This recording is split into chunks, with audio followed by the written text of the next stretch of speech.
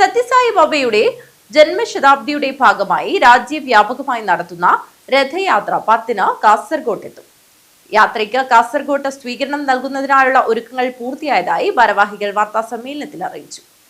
സത്യസായി ബാബയുടെ ജന്മശതാബ്ദിയുടെ ഭാഗമായി രാജ്യവ്യാപകമായി നടത്തുന്ന രഥയാത്ര 2 ദിവസത്തെ യാത്രയ്ക്കായി 10-ന് കാസർഗോഡ് എത്തും.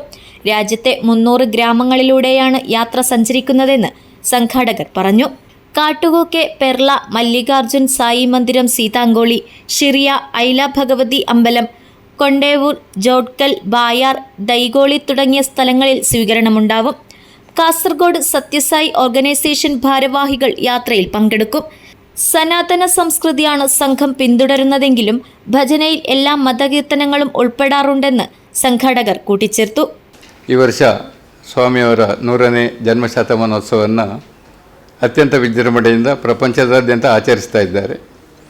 ಭಾರತಕ್ಕೆ ಸಂಬಂಧಪಟ್ಟು 5 ರಥಗಳನ್ನು ನಿರ್ಮಿಸಿ 5 ರಥಗಳನ್ನು ಏಕಕಾಲದಲ್ಲಿ ಪುಟಪರ್ತಿಯಿಂದ ಹೊರಡಿಸಿ ಪುನಃ ನವೆಂಬರ್ 23, 26ರಂದು ಪುಟಪರ್ತಿಯಲ್ಲಿ ಸೇರುವಂಥ ಒಂದು ವ್ಯವಸ್ಥೆ.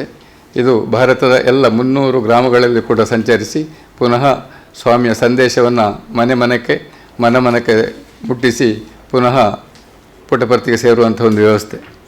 ಇದೊಂದು ವಿಶೇಷವಾದ ಅಪೂರ್ವವಾದ ಸನ್ನಿವೇಶ.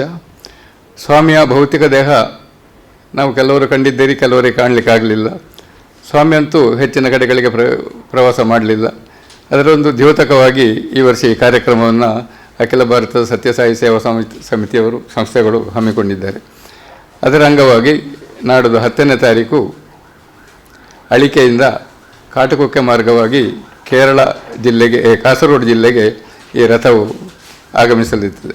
ಇದನ್ನು ಅತ್ಯಂತ ವಿಜೃಂಭಣೆಯಿಂದ ಸ್ವಾಗತಿಸಿ ಮೆರವಣಿಗೆಯ ಮೂಲಕ ಊರುಗಳಲ್ಲಿ ಸಂಚರಿಸಿ ಪುನಃ ನಾವು ತಲಪಾಡಿಯಲ್ಲಿ ದಕ್ಷಿಣ ಕನ್ನಡ ಜಿಲ್ಲೆಗೆ ಹಸ್ತಾಂತರಿಸಿದ್ದೇವೆ.